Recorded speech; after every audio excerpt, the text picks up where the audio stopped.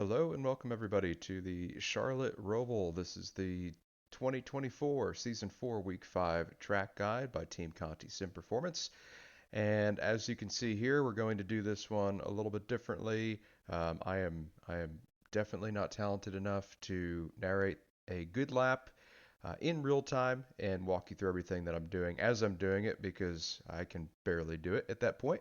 But what I am going to do is I've done a good lap. I've done a fairly clean lap that's representative of what we need to do this week. So I'm going to take you for sort of a look back on what I did during this lap and really break it down from inside the car, outside the car, give you as much detail, go in depth as possible. So when you load up for your first Roval race this week, you feel like you've got a good understanding of what you need to be doing. For those of us who are new here, this is a very, very tough track with some monster bumps and curbs. We'll go over lots about that. And then for those of you who have raced this track for the last 3 or 4 years that the NASCAR series has gone here, you probably know a lot about what I'm going to talk about, but maybe there's some things you can still pick up on.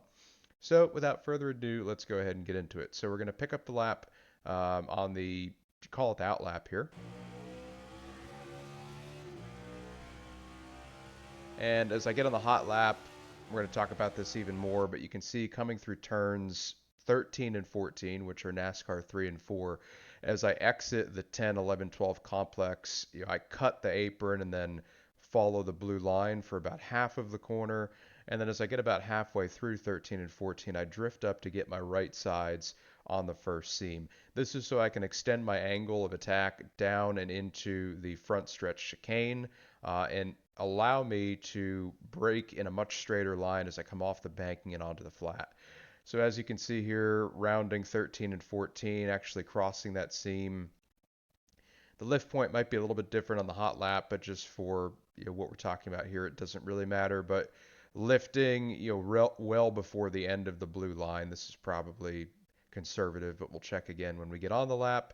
But my point in really breaking this down from the get-go in this video is to show that I am drifting up the track in 13 and 14 to straighten out my angle of attack into the front stretch. So as you can see here, hard braking. And now I'm going to come off the track fairly straight with very little wheel input. Imagine if I hugged the blue line, and wrapped it all the way until the exit of turn 4. As I got to this point right here, if I was still down here, I'd have probably 10, 15 degrees more wheel lock. And as we know, or maybe you don't know, if you try to aggressively brake while you've got wheel in it, you are more susceptible to locking up the light tire. In this case, if I'm turning to the left and unloading over the banking, it's probably going to be the left front first. But then as I slam off the banking and I drive the right front into the ground, I actually might overload that one and lock that one up too. So really, it's a double whammy if you do not widen out your approach to this complex. So long story short, the TLDR version is just drift up a little bit in 13 and 14 and straighten out your approach to the front stretch chicane. Coming off of here, you can see I am hugging this blue line as tightly as possible to the left to extend my angle of attack. That might be the buzzword of this video. My angle of attack into the front stretch chicane. At some points, I'm even touching it's not grass, it's AstroTurf. I'm touching the AstroTurf at the left side tires. This is a fine line. You can get some of the left sides into this turf and not pick up a 1X, but if you get too far over, you will receive a 1X, and that will invalidate your lap if you're on a qualifying lap or if you're in a race. Obviously, want to save those incidents for when you need them at the end, if you get what I mean. We don't want to be picking up 1Xs early in the race because that puts you in a bit of a tough situation later on if you're butting up against that incident limit. So um, if you're in a race and your pace is good, probably just stick to this blue line. If you're on a qualifying lap or if you're really trying to get after it in a race, you can get a little bit in this turf, but just be careful not to get too much. Plenty of grip in this turf. I mean, it literally feels like the asphalt. It's not like the grass texture is on iRacing where it's rough and there's less grip and it's not easy to be consistent. This is very grippy and may as well be asphalt, if you didn't know. So anywho, so we're getting down into the front stretch chicane here, about 40-50% peak brake pressure, and then a late dive in with the goal of getting as much of this car over the entirety of the curbing. And you can see I am just like everything else we're going to do on this lap, I'm trying to straighten out this corner as much as possible, and I'm trying to set this corner up in such a way that I straighten out the final corner as much as possible as well. We want to be straight over the first set of curbs and then land and then straight back over the last set of curbs. It seems like it's easier to pick up a 1X with these set of curbs than it has been in seasons past. I don't know if something's changed or if I'm just not remembering correctly, but typically I would be even farther over to the right, trying to essentially get the blue curb kind of more toward the middle of the splitter. Definitely avoid the stepped portion of the splitter, the lower portion of the step, because this is what contacts the curbs, or this depending on the direction you're going, but this lower part of the splitter is tough when you're trying to get over curbs. So in a perfect world, I would be way away from that, and I'd be more toward the center of the higher portion of the splitter, but that picks up a 1X now. So anyway, using all of the curb in the chicanes and doing so in as straight a manner as possible. You can see really heavy lift to the left and then bounce back down to the right. And then I'm going to use the last set of curbs as straight as possible. Again, easy to get a 1X if you're too far to the left, so just be careful with that, but you're going to want to use the turtles and the curbs. Now there's going to be some corners on this track where you do not want to use the turtles because for whatever reason, maybe they're higher, maybe the angle's different, maybe the corner layout's different. It's just not conducive to making speed. But in these slow corners, backstretch chicane, front stretch chicane, you want to use all the curbing, turtles and all. Onto the front stretch here. So this is third gear right here, and I'm going to keep it in third gear all the way down into turn one. You'll hit the chip a few times, that's fine. Bang it off the chip, it's all good. If you want to shift to fourth and then back to third into one, you can, but then you're running the risk of hopping the rear tires under your heavy braking as you're turning throughout the dog leg of the front stretch. So it's probably safer if you just keep it in third. It's safer in terms of not hopping the rear tires and blowing the entry to turn one. Then we'll slow it down a bit here and look for the braking point. Right before the 3, you can see I'm lifting and braking as tight to the outside wall as possible. Again, buzzword, angle of attack. We want to widen out the entry to turn 1 as much as possible so we can straighten out the crest of the apex, and that'll make more sense when you see it. That's a bit of a word salad right there. But what we're trying to do is not pinch off the entry and put ourselves in a position where when we get to the apex of turn 1, the car is pointing straight to the right and out toward the concrete wall. Very, very easy to blow turn 1 and find yourself in the heartburn turn wall, which I think now is the DeWalt wall or one of the walls. You'll find yourself there or in the concrete just past it. So anyway, braking just before the 3. 40-ish% max brake pressure down in here and carrying that all the way through. And you can see I'm following the shape of the wall all the way through the braking markers on the fence. I'm following it, and then right past the 1 is when I start to turn in. Still trailing brake, increasing wheel ever so slightly as I approach the apex. And now as I get to the apex, I'm just clipping the red and white curb. No turtles in turn 1. We do not want to use those. Just the red and white curb. Clipping that at about my max wheel lock and starting to introduce some throttle again. And if we look at the attitude of the car, even with that wide entry, it's still pointing very much so to the outside wall, but I have just enough turn to be able to start throttling back up, power through the center of the corner and past the apex, and not feel like I'm going to knock the wall down on exit. Very, very tough corner, very deceiving corner. It seems like it'd be straightforward, but you can lose or make up a lot of time here. So past turn 1, this is all off camber right here, so it's just sucking you into the outside wall. All partial throttle. You can see not at one point in that complex Am I at full throttle or really anywhere near it? 50% throttle probably plateaus to maybe 60, yeah, there you go, 60, 70, but then quickly back off of it because I'm running out of space. I'm running out of space. I'm as far over to the right as possible. And as I see this caution light, I know I have to start thinking about turning back in for turn two. So turning in for two, still carrying about 40% throttle, aiming to get the left front of this car as close to the pit exit wall as I can so I can maximize my space off of two. And again, all part throttle, all part throttle. Very easy to smack this wall and exit if you don't set up that entry to two. A lot of people will try to drive very straight through here, but as you can see, I've got quite a bit of slip angle. You're almost slinging the back end of the car to give yourself enough um, turn, to give yourself enough direction off of two so that you don't hit this wall. Very similar thought process to turn one, but you're going at a higher rate of speed and you're not braking at all. It's just all partial throttle, lifting, swinging the back, and just trying to make as much time as you can. We'll go back to turn two. So back to turn two, through here, all partial throttle again, getting as close to this right side wall as possible, but then quickly have to go ahead and bring it back over to the left. And you'll see still partial throttle and then braking well before 3 and 4. This corner is very easy to overdrive, so your best bet is to back it up. Braking way back here. Well, what is back here from inside the car?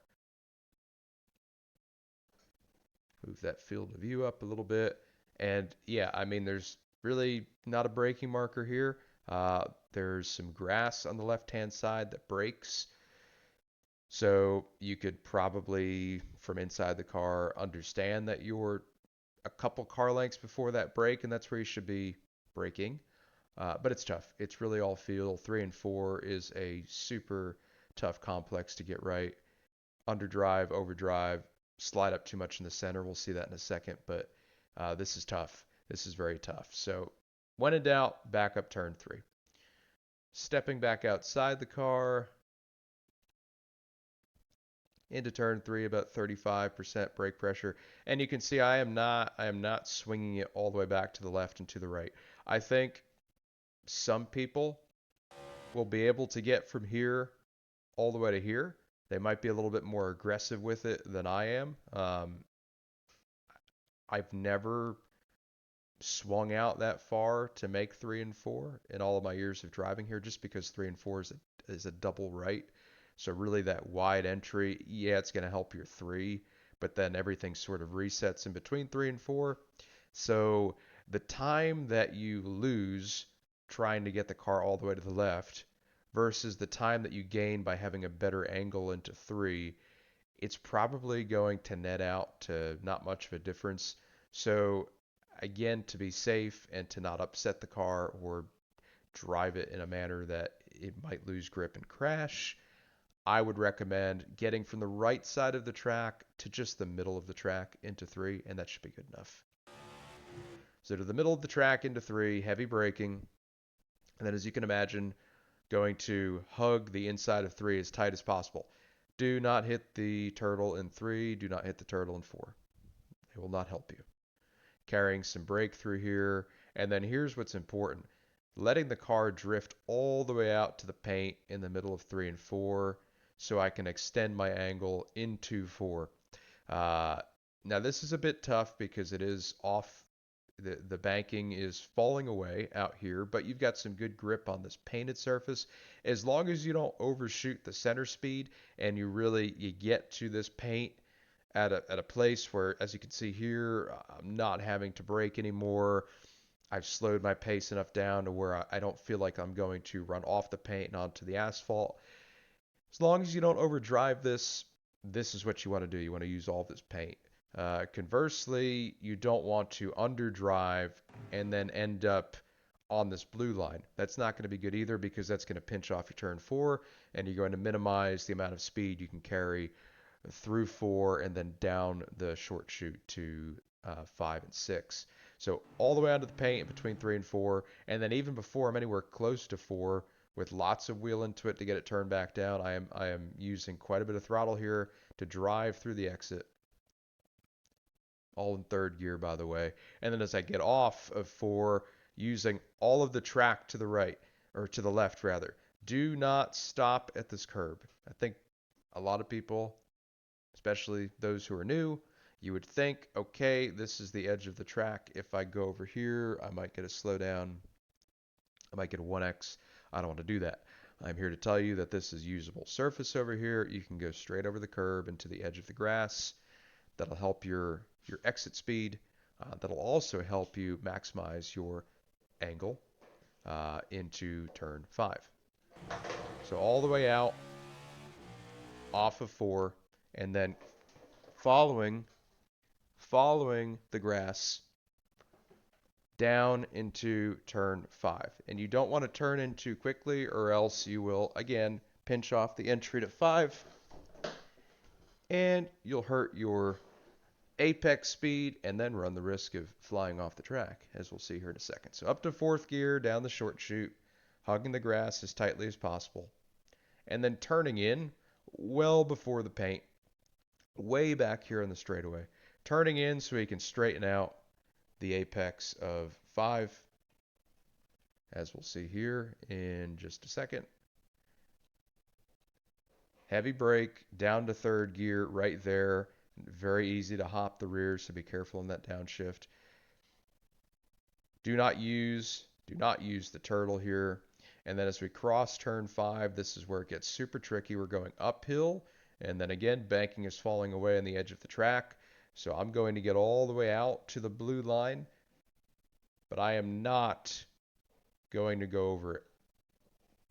This is a hard stop right here. You can even see from outside the car that when you get on the paint, the banking falls away into the grass. So if you get any part of your car out here, if you don't crash, and in most cases you will, if you don't crash, you're just going to lose a lot of time. So again, very similar to 3 and 4, cannot overdrive it or else you'll fly off the track. But also, if you underdrive it and stay too far to the right, you're just going to be slow. So you've just got to do laps. You've got to feel it out. But that's at least what you're looking to do here anyway. So 3rd gear all the way through here to the apex of 6, get tight to that inside wall, and then you want to wrap this as best as you can here. Again, the car wants to fall out to the left as you're picking up throttle. I am not somebody to tightly wrap this blue line. I think other guys do a better job of that than I do, and that opens up their approach to 7. But I think what I'm doing here is pretty good. So you're good to follow it. Staying more to the right than left is the goal here, at least for me. Partial throttle all the way down the hill into 7. And then getting to the left side of this blue line and hugging the beginning of the line of cones here before falling away from it in the center, using a little bit of brake, because right here, and we can really see it if I play this through, look at all the bumps, bump, bump, bump, bump, and then look at where we're at. We're back over to the right-hand side of the track by a very unforgiving concrete wall. So if you go through 7 too quickly or don't have enough turn, you're going to annihilate this wall. As you do your races this week, you're going to see a lot of people do that. Hopefully you do it less than them or just not at all. But the reason for this break right there is to just shave off a little bit of center roll speed through 7 to get a little bit more front point out of the nose by inducing some trail brake. And in doing all of that, you lessen your risk of running into the fence. And as you're in control versus out of control on the way out of 7 into 8, it allows you to set up for the transition back onto the banking much more effectively without feeling like you're just trying to keep up with the car and not crash. Out of 7 here, watch those bumps, bump, bump, bump, out to the wall. On a perfect lap, I would be right up to this wall, but this was a little conservative, but that's okay. More of a race lap, I guess you could say. Little brake. I mean, barely any brake right here. You can see a little brake. And then throttle up. And as tightly as possible past this tire pack.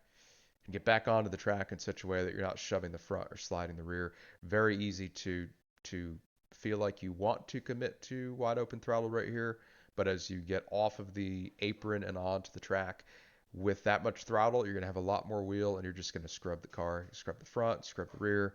Going to be slow, and you're going to absolutely murder the tires too. Use up all of the track as you get onto the banking, and then you'll see we'll bring it back down to the bottom here. Third gear, fourth gear, fifth gear as we pass turn 9, which is NASCAR 1 and 2. All right, now we start thinking about the braking zone.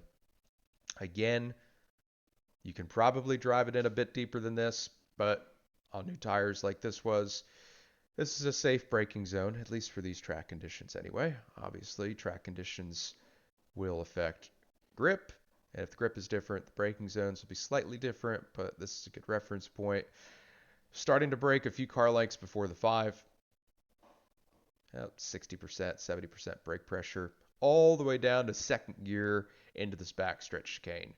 Second gear, hug the wall, turn in just at the beginning of that Charlotte sign, heavy, heavy, heavy brake, and turning in such a way that, again, I straighten out the first set of curbs as I go through the chicane. This is turn 10 here. We're going to see really slow it down here. I want to hit these as straight as possible. Using a little bit of turtle, probably could use more here.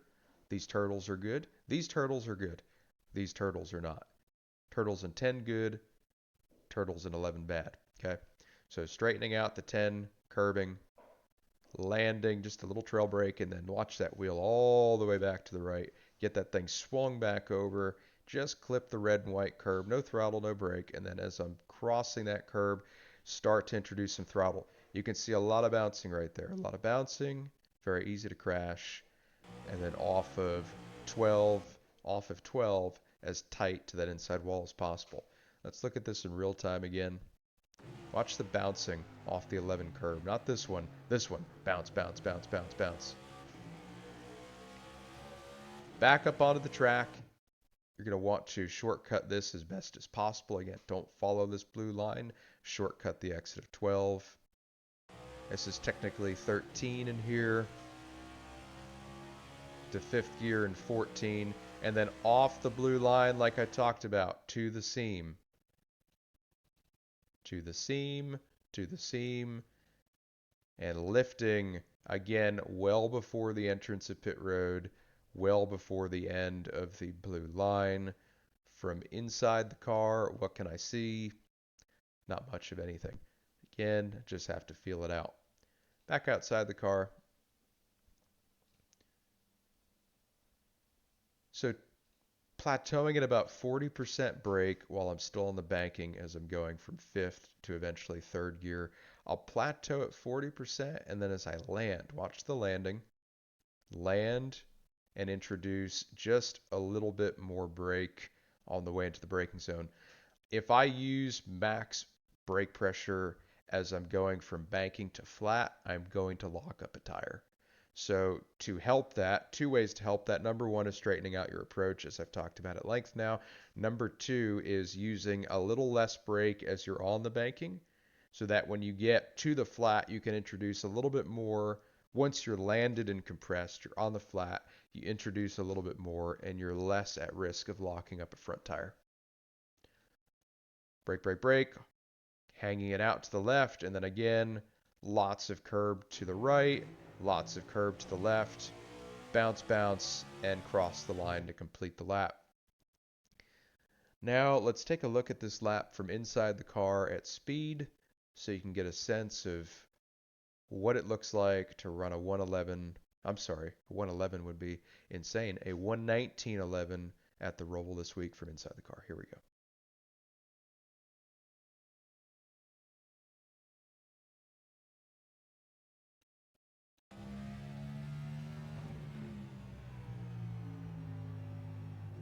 Just clip that curb all the way out to the right and back to the left. Partial throttle, get to the middle of the track, heavy brake.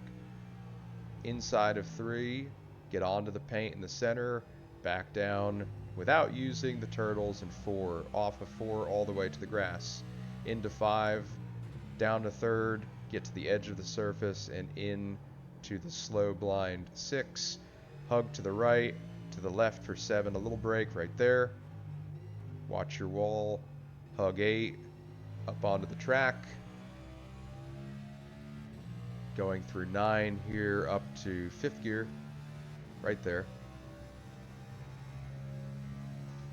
Braking a couple car lengths before the 5, heavy braking 4th, 3rd, 2nd. All the curb, just the red and white curb. Hug the inside of 12, up onto the track for 13. Back to 5th gear, right there, crossing turn 14, and now down into 15, 16. Little turf, all the curb to the right, all the curb to the left, straighten it out, complete the lap. And that pretty much takes care of the Roval. This was a long video, 26 minutes for a 1 minute and 19-second lap. Compared to Watkins Glen, which was the last road course we went to, as you can see, there's a lot more to this one. Bumps, curbs, blind corners, low grip, basically a street circuit within a racetrack, I guess you could call it. It's got a lot of similarities to Chicago in that sense. So if you found yourself enjoying the Chicago street course, I think you'll enjoy the Roval this week. One last thing to talk about, I guess, is pit road entrance. It's a little bit different than the entrance for the oval layout of Charlotte.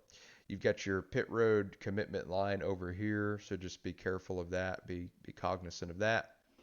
And then when you are making your pit road entry, similar to the thought process in getting off the track into 15 and 16, make sure that you're not pinching your entry into pit road too much. What I mean by that is don't get off the track over here. I see some people entering pit road from the apron in 3 and 4. As kind of you as that is to get off the track for your competitors and not be in their way, you're costing yourself lots of time. So when you're pitting this week, you're not going to be in the middle of the track, obviously. Okay, that's not what I'm saying. You're going to stay on the track, hugging the blue line as long as possible before sharply turning off, and then in as straight a manner as possible, getting down to pit road. So over here, you would start to make your way onto pit road, and you've got a nice straight shot with plenty of braking capability to make pit road speed at that commitment line. Other than that, though, that's all I've got. This is a tough track, so make sure you practice before you go into races. It doesn't matter what setup you have. It does not matter what setup you have. I am sitting here telling you that. It does not matter what setup you have if you do not practice beforehand. The setup will not make up for that lack of understanding of what it takes to be fast around this track. So if you've made it to this point in the video, you are 28 minutes and 20 something seconds in. I would say you're pretty committed to being good this week. I feel confident that you'll go out and do some practice laps, but I cannot implore you enough to do so. Please practice. Anywho, that is it. Thank you so much for watching our Week 5 track guide. From Team Conti Sim Performance, we appreciate your patronage, your business, and your support of this YouTube channel. If you like this content, please drop a like and subscribe to us so you can be notified when we put out more videos like this. Okay, spiel over. Have a great week, and we will see you next time at Homestead. Take care.